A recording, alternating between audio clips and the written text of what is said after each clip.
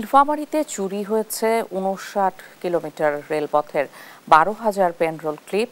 ঝুঁকি নিয়ে চলাচল করছে ট্রেন। আরও জানাতে সরাসরি যুক্ত হচ্ছেন সহকর্মী আমিরুল হক। আমিরুল, চুরির ঘটনায় রেল কর্তৃপক্ষ কোনো ব্যবস্থা নিয়েছে কিনা? আপনাকে ধন্যবাদ। আমি এই মুহূর্তে দাঁড়িয়ে আছি নীলফামারী জেলা সৈয়দপুর রেলওয়ে স্টেশনের উত্তরে প্রায় ২০০ মিটার দূরে। আপনি জানেন উত্তরবঙ্গের এই প্রবেশদ্বার হচ্ছে এই জেলাটি। এই জেলা থেকে রেল যোগাযোগ সহ সড়ক এবং আকাশ পথের যোগাযোগ রয়েছে। তবে শিল্প ও বাণিজ্যে প্রসার ঘটেছে এই রেল যোগাযোগ ব্যবস্থাকে কেন্দ্র করে।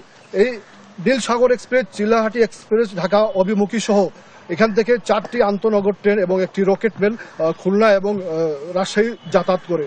সৈয়দপুর থেকে চিলাহাটি এই রেলপথের দৈর্ঘ্য হচ্ছে ৫৯ কিলোমিটার। এই ৫৯ কিলোমিটার রেলপথের প্রায় ১২,০০০-এর বেশি যেটি স্লিপারের সাথে আটকানো থাকে পেন্ডেল ক্লিপ, সেটা কিন্তু নাই। জায়গায় জায়গায় এগুলো উধাও হয়ে গেছে। রেল কর্তৃপক্ষ যেটি আমাদের জানিয়েছে সেটি হচ্ছে এই পেন্ডেল ক্লিপগুলো স্থানীয় চোর এবং মাদক সেবীরা রাতের আধারে চুরি করে নিয়ে গেছে।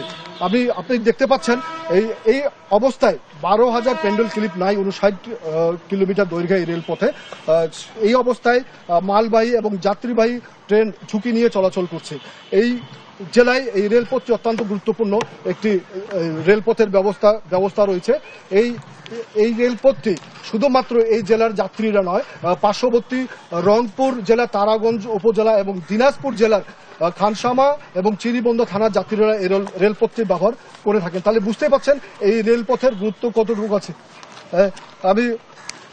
আমি একটু স্থানীয় একজনের সাথে কথা বলবো।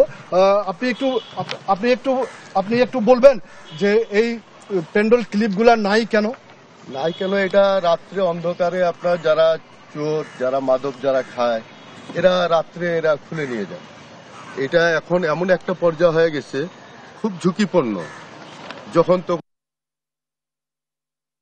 বসবাস কিন্তু অনেক লোক করে এখানে।